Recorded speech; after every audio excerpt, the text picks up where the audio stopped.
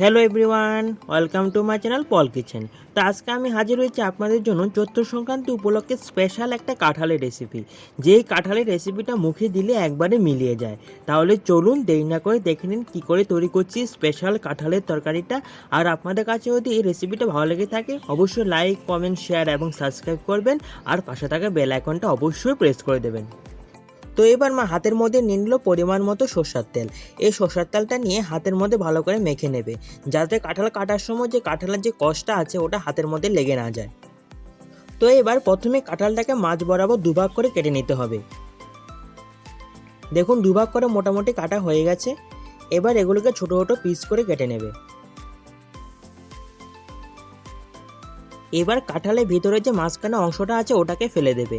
ওটা ফেলে দিয়ে পেছনের যে পুরো চামড়াটা আছে ওটা ভালো করে ফেলে দিতে হবে। যদি এটা ভালো করে ফেলা না হয় তাহলে ভালো করে সিদ্ধ হবে না। তাই পেছনের যে সবুজ অংশটা আছে ওটা যতটা সম্ভব ফেলে দিতে হবে। এবার এগুলোকে ছোটো ছোটো পিস করে কেটে নিতে হবে, নিয়ে জলের মধ্যে ফেলে দিতে হবে।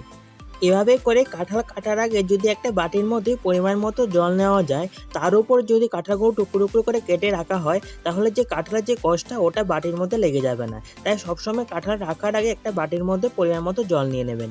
দেখুন সবগুলো কাঁঠাল পুরোপুরি কাটা হয়ে গেছে।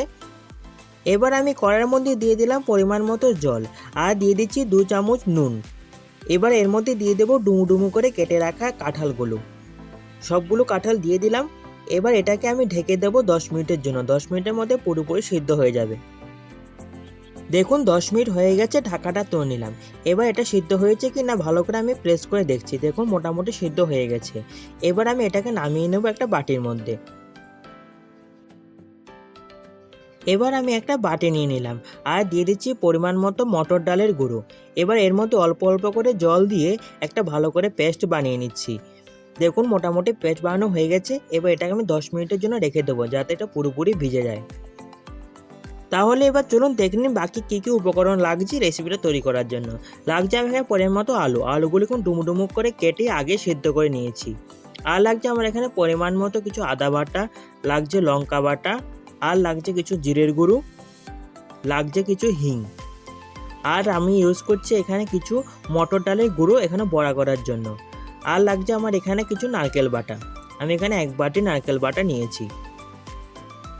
আর ফোড়নের মধ্যে লাগছে আমার এখানে পরিমাণ মতো 2টো শুকনো লঙ্কা, লাগছে এখানে 2টো এলাচ, 2টো দারচিনি, লাগছে পরিমাণ মতো 5 ফোড়ন, আর লাগছে 2টো তেজপাতা। তাহলে এবার চলুন শুরু করা যাক রেসিপিটা। তো আমি এবার একটা বাটি নিয়ে নিলাম।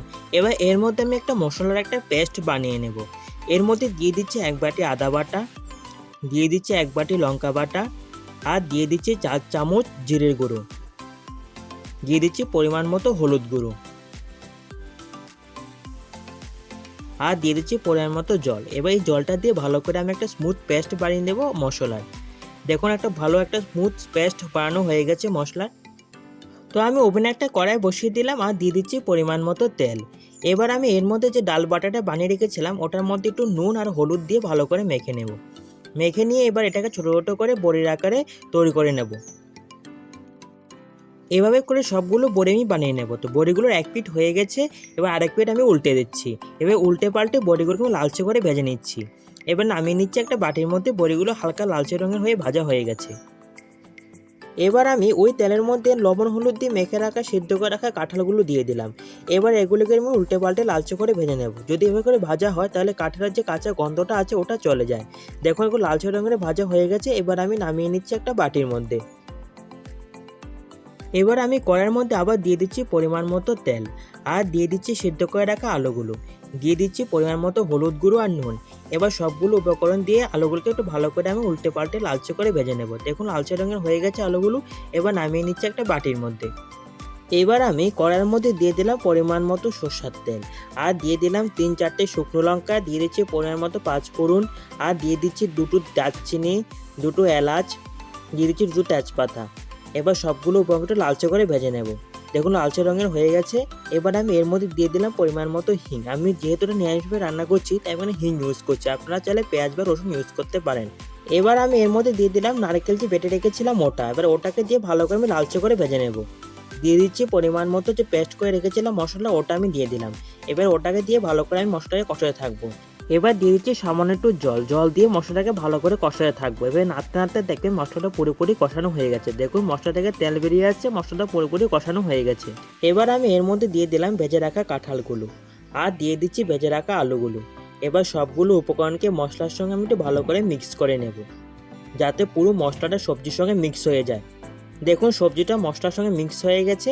এবার আমি দিয়ে দিচ্ছি পরিমাণ মতো জল গ্রেভিটা তৈরি করার জন্য। তো আমি এবার সবজিটাকে হতে দেবো 10 মিনিটের জন্য। 10 মিনিটের মধ্যে পুরোপুরি সবজিটা তৈরি হয়ে যাবে।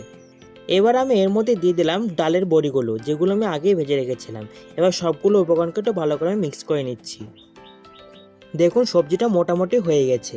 এবার আমি এর মধ্যে দিয়ে দিলাম ম্যাজিক গরম মশলার গুঁড়ো। এই গরম মশলা গুঁড়ো রেসিপিটা কিন্তু আমার ডেসক্রিপশন বক্সে দেওয়া আছে, আপনারা চাইলে ওখান থেকে দেখে নিতে পারেন। এবার দেখুন সবজিটা মোটামুটি তৈরি করা হয়ে গেছে। এবার আমি এগুলোটাকে নিয়ে নেব একটা বাটির মধ্যে। দেখুন তৈরি হয়ে গেল গরমা গরম কাঁঠালে এঁচোড়ের তরকারিটা। এটা মুখে দিলেই কিন্তু একদম মিলিয়ে আছে, এত টেস্ট হয়েছে এই রেসিপিটা।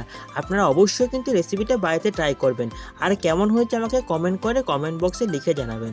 তো আজকে আমার ভিডিওটা এখানে শেষ করছি, নেক্সট দিন আবার হাজির হবো অন্য কোনো রেসিপি নিয়ে। তো আজকের জন্য বাই বাই আপনাদের সবাইকে।